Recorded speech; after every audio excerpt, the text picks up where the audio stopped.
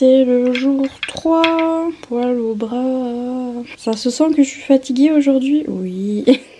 Bienvenue dans ce vlogmas numéro 3.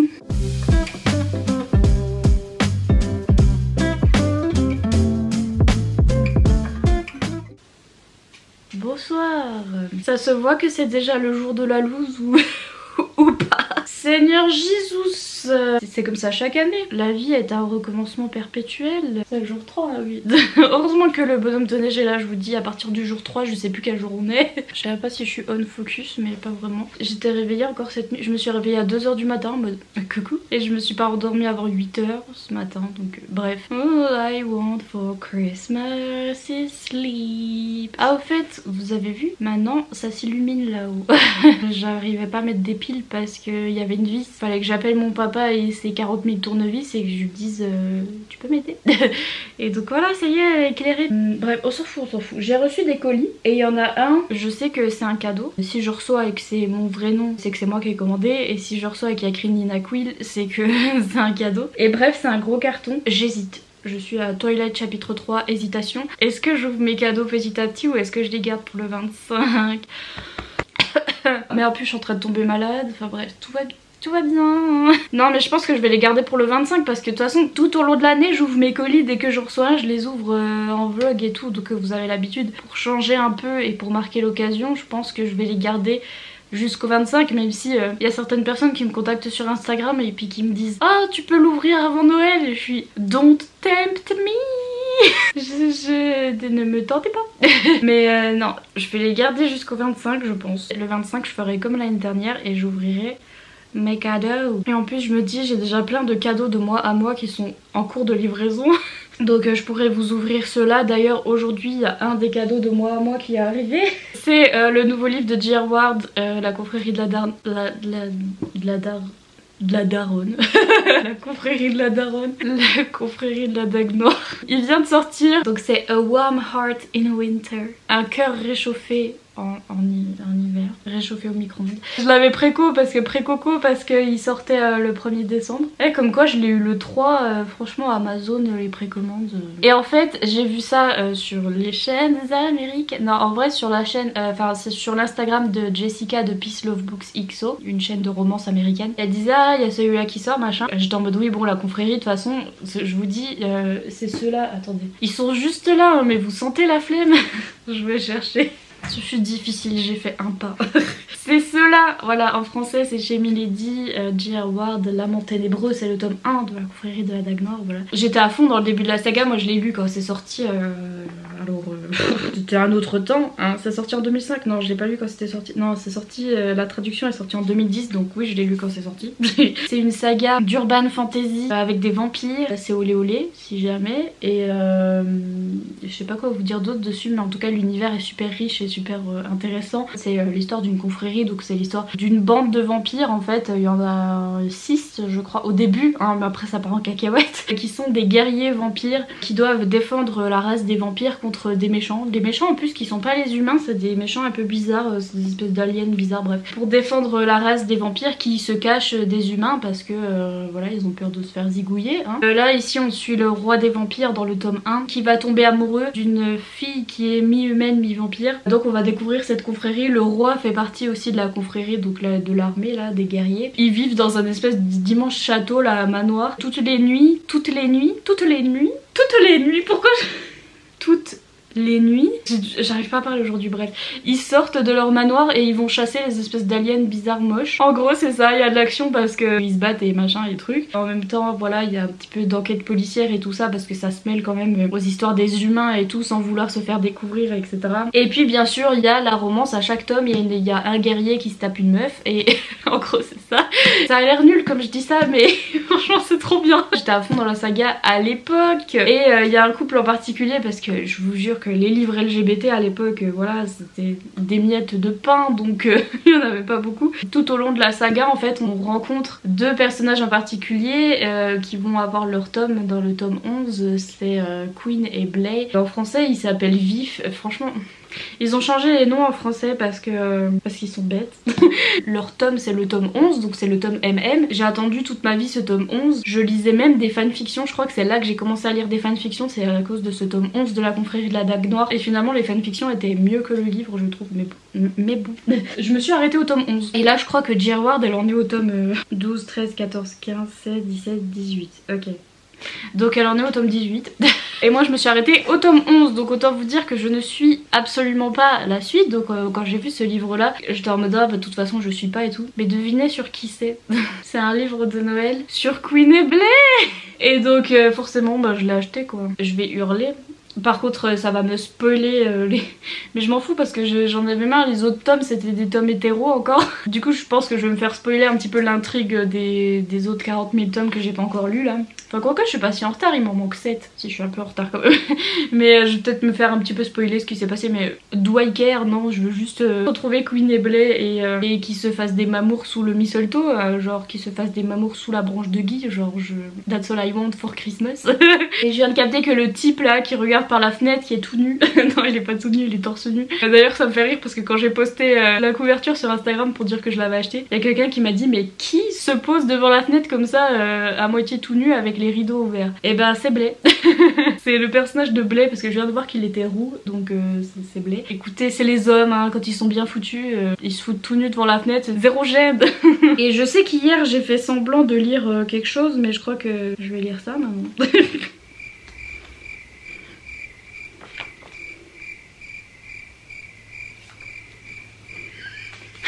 Pardon, je suis en train de me spoiler, mais n'empêche par hasard j'ai ouvert la page comme ça, je suis tombée sur une scène olé olé, j'étais...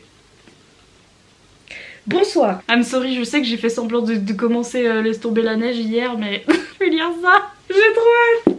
Ah bon pardon, je vais arrêter de crier et je vais essayer de me calmer parce que là faut que je monte ma vidéo, parce que maintenant j'ai envie de me poser dans mon lit et de lire ça toute ma vie, mais j'ai des choses à faire. Voilà, je suis trash pour Queen et Blay, de toute façon, les vrais savent. Franchement, je crois qu'il y a 2 personnes dans tous mes abonnés qui vont comprendre parce que c'est tellement un truc, un vieux bail. C'est les bipous. Donc si vous n'avez pas encore lu La confrérie de la Dague Noire, do it. C'est un peu vieux et tout, donc il y a quelques petits trucs que vous allez être là, tiens c'est les années 2010. Et le tome 1 c'est pas le mieux au niveau de la romance, mais vous allez voir ça vous plonge dans l'univers et vous allez découvrir voilà la confrérie et tous ces guerriers, vous allez vous attacher à certains guerriers en particulier, vous allez vouloir lire les livres d'après, si vous aimez la romance paranormale hein, bien sûr. Lisez La confrérie de la Dague Noire et venez fangirler avec moi sur Queen et Blay parce que je hurle.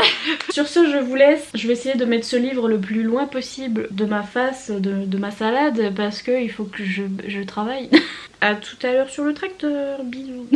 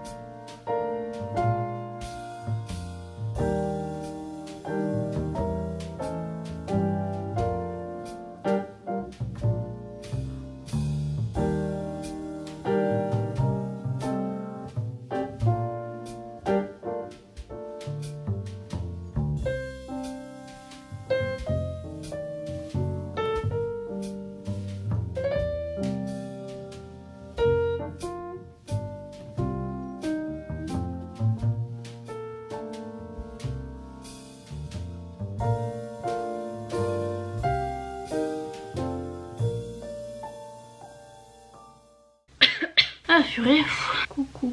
Oui, je change de pull 15 fois par jour. Je viens clôturer ce vlog parce que je suis malade. J'ai mal à la gorge, ça m'apprendra à batifoler dans la neige. Batifoler, c'est quoi ce mot? J'ai plein de trucs à vous dire en fait dans cette fin de vlog. Donc je clôture mais ça va être long quand même. Finalement j'ai commencé à lire, c'est pas un exploit, si c'est un exploit. C'est vraiment parce que c'est Queen et Blay, hein, parce que dès le début j'ai pleuré. Donc en fait il me fallait un truc qui m'accroche dès le début parce que je suis fatiguée, je suis stressée. Et donc il me faut un truc que je sois à fond direct. Je pense que je vais continuer ça ce soir tranquillou bilou dans mon lit parce que je sens que ça va pas, je vais tomber malade. C'est pour ça que c'est le jour de la loose peut-être. Je vais vous parler du concours d'aujourd'hui parce que hier en fait j'ai oublié. Il faut que d'ailleurs je tire au sort pour qui a gagné à en perdre haleine. Je vais tirer ça au sort juste après. Aujourd'hui je vais lancer le concours que m'a gentiment permis de faire la maison d'édition Gallimard Jeunesse. Donc chez Gallimard il vous offre Iskari le tome 1. Alors je crois que la couverture a changé, moi j'aimais beaucoup celle-là en fait. Je crois que j'étais la seule mais j'étais vraiment fan de celle-là. C'est vrai qu'elle faisait très jeunesse mais je sais pas, j'aimais trop les couleurs et tout. Et je crois que ça a changé hein, la couve, mais bon ça change rien, c'est toujours Iskari. Et c'est de la fantasy young adulte comme j'ai envie d'en lire en ce moment. D'ailleurs il faudrait que je le lise celui-là parce que figurez-vous que je ne l'ai pas encore lu. Mais je me suis dit que vous faire gagner de la fantasy young adulte c'était un peu plus universel, disons que tout le monde aime à peu près. Gallimard Jeunesse vous offre un tome, donc il vous suffit de participer comme d'habitude dans le Google Form en barre d'infos et Gallimard Jeunesse vous enverra ce livre, donc voilà, je suis trop contente. Donc voilà pour le concours d'aujourd'hui, je suis essoufflée. Et puis j'ai deux petits paquets à ouvrir parce que comme vous avez pu le voir dans ma boîte aux lettres, j'avais plein de petits paquets et en fait alors ceux que j'ai vu que ça venait de ma wishlist, je les ai mis sous mon papin mon papin de Noël, mon étoile de Noël en fait. Comme je vous dis, j'ai acheté assez de trucs par moi-même pour vous les ouvrir tous les jours en vlog, donc notamment là j'ai une petite commande, donc cette petite enveloppe que je vous ai montrée où il y a mon nom dessus devant, ça vient de la boutique de mon crush YouTube. Vous savez cette fille qui fait booktube, elle est néerlandaise, elle s'appelle Léora et sa chaîne c'est Books with Léo. Elle a une petite boutique Etsy où elle a des marque-pages qui sont un petit peu witchy, un petit peu sorcières et tout. Et donc je lui en ai pris. Je crois que je lui en ai pris des de Noël aussi. Là il y a sa petite carte. Ah c'est des petits stickers là, ah, c'est trop chou, regardez. Là il y a écrit Free Stickers et ça c'est deux petits stickers. C'est trop mimes. Donc sa boutique c'est Mind Daisies, je vous mettrai en barre d'infos. Et donc je lui ai pris des marque-pages. Si je suis brillante j'ai mis du stick à lèvres hein, parce qu'on n'est pas bien, vous-même vous savez. Donc je lui ai pris ce petit marque-page de Noël qui est une bibliothèque avec plein de petites décos de Noël. Regardez comme c'est mignon. Ah ben je vais le mettre dans mon livre. Purée, la lumière elle a flashé d'un coup. Donc là vous avez beaucoup de lumière, je vous assure, je sais pas pourquoi. Je sais pas ce qui se passe. Ensuite, oui je me suis pris ces marque-pages là, mais ceux-là ils sont trop beaux. C'est avec du foil et donc c'est censé être les cartes de tarot. Donc là c'est The Moon et c'est elle qui fait les illustrations bien sûr. Ici on a The Magician. C'est vraiment... Elles sont magnifiques hein. Bah, de toute façon vous pouvez voir comme ça brille. Elles sont trop belles. Ici on a Death, la mort. Trop magnifique. Et The Lovers, et ces deux filles. Quand je vous dis qu'ils sont magnifiques ces trucs, je les aime trop. Ils sont tellement beaux. Je vous mettrai son shop en barre d'infos si ça vous intéresse. Et puis, trop contente à chaque fois que je reçois un livre de cette maison d'édition. Vous-même vous savez, j'ai reçu un colis qui vient d'Angleterre. Vous-même vous savez qui est installé en Angleterre. C'est nos amis de Saxus. Et ils m'ont mis le petit stickers Join the Revolution. Et donc vous allez deviner c'est quel livre normalement si vous avez vu leur pub et tout. Parce qu'en fait je vous explique. Non, je vais vous ouvrir le livre avant de vous faire toute une explication parce que pour ceux qui savent pas quel livre c'est, ça va les saouler, donc je vous l'ouvre déjà. On arrête les suspens. Tadam, c'est The Bone Season de Samantha Shannon chez De Saxus. Ça se voit pas parce que j'ai de temps, c'est je suis malade, mais je suis ultra happy. Donc pour la petite histoire, donc De Saxus il nous envoie un mail pour nous dire voilà ce qui va sortir etc. Et je m'étais dit parce que il y a plusieurs sorties les unes à la suite des autres. Là récemment j'ai reçu Le Royaume Assassiné, c'est pour ça que je l'ai reçu avant alors qu'il sortait après, j'arrive pas à respirer. Mais en fait je m'étais dit bon je vais pas leur demander celui-là parce que j'aurais déjà le Royaume Assassiné, j'aurais déjà Nevernight, est-ce que je vais tout lire et tout ça. Comme vous savez j'ai bingé Nevernight en 3 secondes, le Royaume Assassiné ça va faire la même chose. Et puis quand j'ai vu tout le monde le recevoir et tout le monde dire c'est une saga trop bien, trop cool et tout, j'étais pourquoi est-ce que j'ai pas demandé déjà de 1 et est-ce que je veux toutes les parutions de Deux Saxus ever? Oui, alors pourquoi donc du coup j'ai fini par leur demander celui-là aussi. Je sais même pas pourquoi j'ai essayé d'être raisonnable pour un coup dans ma vie, mais non, je sais pas. Le voici le voilà, c'est par l'autrice du Prieuré de l'Oranger, que j'ai toujours pas commencé parce qu'il est vraiment trop mastoc, hein. Il est énorme, il fait plus de 1000 pages et je pense que celui-là, bon il est gros aussi mais il fera un peu moins peur et regardez comme il est beau quoi. J'ai trop hâte, c'est de la fantaisie. Adulte je pense, ou young adulte, parce qu'ils ont tendance à publier plus de l'adulte mais je ne sais pas, je ne sais point. Il est trop beau, je suis trop contente. Voilà, qu'est-ce que je devais vous dire d'autre? On va faire la petite question du tag de la bouquinade, c'est parti. La question numéro 3 pour le jour 3. Une recommandation de film de Noël. Ah tiens, ah je sais, je vais vous recommander le film que j'ai regardé l'année dernière. C'est un film d'animation que tout le monde regardait l'année dernière parce qu'il venait de sortir sur Netflix, ça s'appelle Klaus. C'est un dessin animé mais il était vraiment super bien, c'était trop bien. Je l'ai regardé avec mon papa, j'ai trop aimé les dessins, l'animation était super. C'est l'histoire du Père Noël mais un peu revisité en fait. Ça part en fait d'un facteur je crois, si je me souviens bien, c'était il y a 1 an que je l'ai vu. Donc en fait il est le fils du facteur en chef et donc il est très riche hein, ce fils, parce que voilà le facteur en chef, son père est très riche etc. Le fils là il se la coule douce, il a la vie belle parce que voilà il est riche et tout. Il a pas vraiment des bonnes valeurs, enfin voilà il est un peu méchant et tout et son père va l'envoyer dans une contrée lointaine dans le nord et en fait vous allez voir que c'est un petit peu le pôle nord en fait. Il va l'envoyer parce qu'il y a un problème de courrier là-bas, il y a personne qui veut faire facteur là-bas. Il va se retrouver dans le nord et tout et puis il va rencontrer un gros monsieur avec une grande barbe. Et finalement ce petit facteur qui au départ était quelqu'un de très égoïste et etc. Voilà, il va apprendre la vie et il va aider le Père Noël à redevenir le Père Noël parce que vous allez voir qu'il est pas très bien hein, le monsieur Klaus là, c'est pas le Père Noël qu'on connaît. Donc voilà, franchement ce dessin animé était super bien. Je vais vous laisser, je vais ouvrir mes petits calendriers en vidéo, enfin en musique juste après parce que comme je vous dis j'en peux plus, je suis épuisée.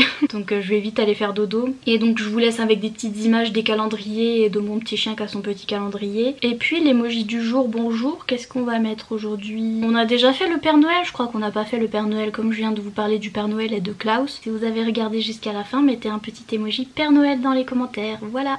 Sur ce je vous laisse, comme d'habitude n'hésitez pas à mettre un petit pouce en l'air et à vous abonner si c'est pas encore fait. Et moi je vous dis à demain pour une prochaine vidéo. Bye.